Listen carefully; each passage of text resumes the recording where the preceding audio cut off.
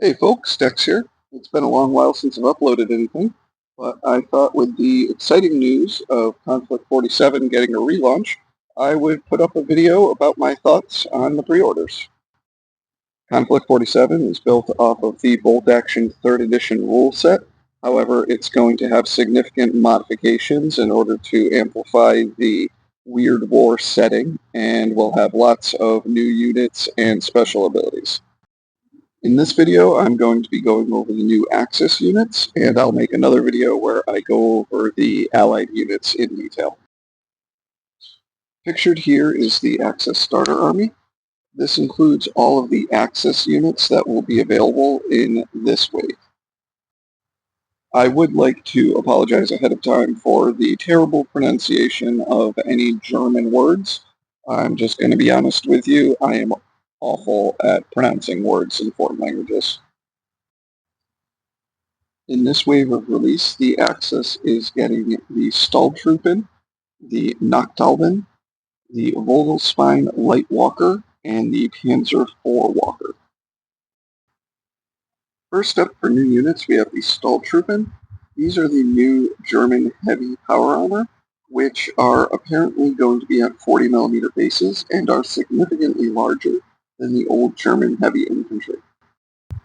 These guys are also going to be significantly heavier armed than the old heavy infantry, with double-barrel STG-44s being the base weapon, with MG-34s and a hand-carried light anti-tank gun as an option. It also appears that they will have the opportunity to take a Panzerfaust as a shoulder-mounted weapon. With all that firepower and the rumored 7+ armor rating that these guys have, they are going to be an absolute nightmare in order to shift off of locations, and will be all but immune to small arms fire.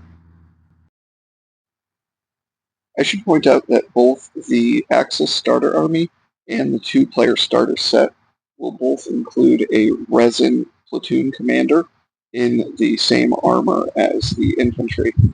Both of these have slightly different sculpts depending on which one you buy, meaning that you'll actually end up with 2 different models if you were to get both. I think the inclusion of a resin platoon commander is a nice little touch here. Next up we have the Nachtjäger. Now this is actually a resculpt of an older kit, and this is our first look at the new monsters or horrors that are going to be included in Conflikt 47. These are going to be a resin kit, so I would expect that there aren't going to be much in the way of weapon options. I think this is more going to be you get what you get in the kit. Interestingly, this kit actually is not available for sale individually. You're actually only able to get this in the Axis Starter Army. It does not come in the 2-player starter set, and currently you cannot pre-order these models. One interesting thing that I noticed about these is that the model that's carrying the Panzerfaust appears to have a bunch strapped to its back, and I'm wondering if that's going to mean that that model can use the Panzerfaust multiple times. The rest of the models are equipped with either MG-34 or the STG-44 double barrel of the last set as well. I'm actually really excited about these, and I'm a little disappointed that I can't pre-order an additional set to go along with the Axis Starter Army. It would have been nice to be able to get more. Next up, we have the Panzer IV Os-X Walker. This is the biggest model in the kit, and is basically a plastic Panzer IV kit with a resin turret and resin legs. This model does not come in the 2-player starter and is only in the Axis Starter Army kit. This is another model that I'm excited to get my hands on.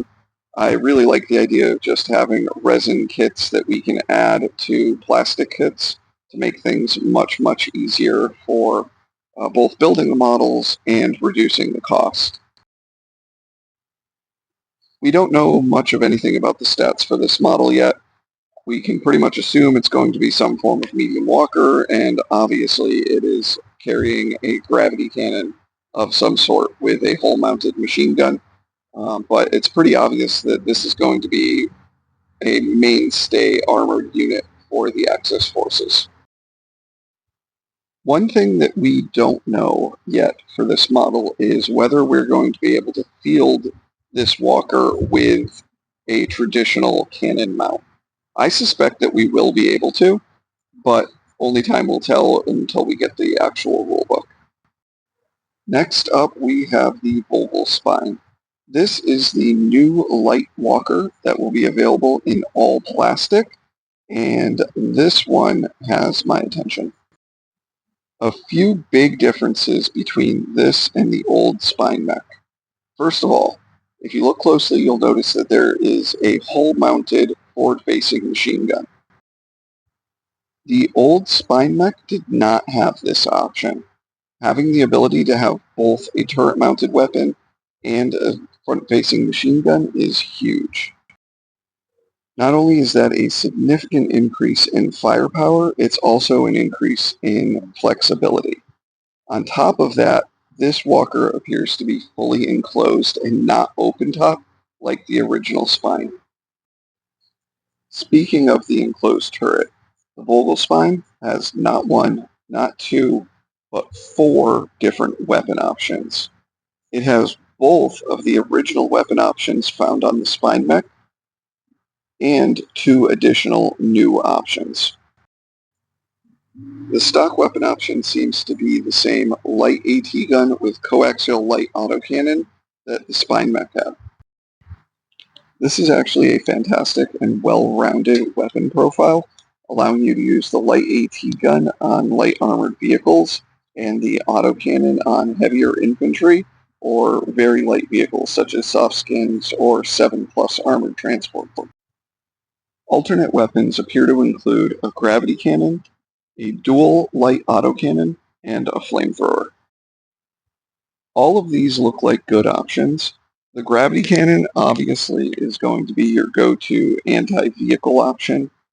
Dual light autocannons is just a great all-around weapon, as anyone who has played Bolt Action 3.0 will tell you. And the flamethrower, while swingy, can be absolutely devastating if used properly. Now, the bad news is, looking at the sprue, it does not look like you're going to be able to magnetize these. Maybe you can magnetize the gravity cannon and the flamethrower, but none of the other weapon options look like it's realistic to magnetize. Of the main weapon options, I think that the dual autocannon and the gravity cannon will probably be the most popular. Although the basic light AT gun with coaxial autocannon is very flexible. And with that, I think this brings us to the end of this video. That is all of the new units that are being introduced in the first wave of the new Konflikt 47. And I will be making a video where I go over the new allied units as well, although obviously there are not as many new units for them. Thank you for watching, and I will be making more videos in the future on Konflikt 47. I do apologize if the quality is not the greatest. I am still relearning how to make videos and do this sort of stuff, and I will try to improve with each passing one, and I'll try to make sure that I am only passing on information that I'm at least fairly confident is correct. This is Dex signing off, and have a great day. Stay weird out there.